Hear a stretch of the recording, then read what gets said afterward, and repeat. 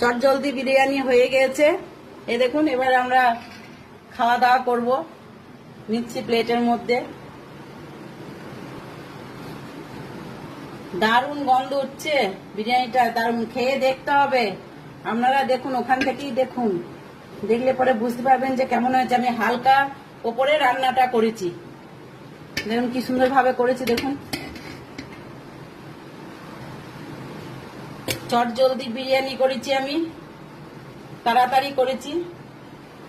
দেখুন কি সুন্দর করেছি।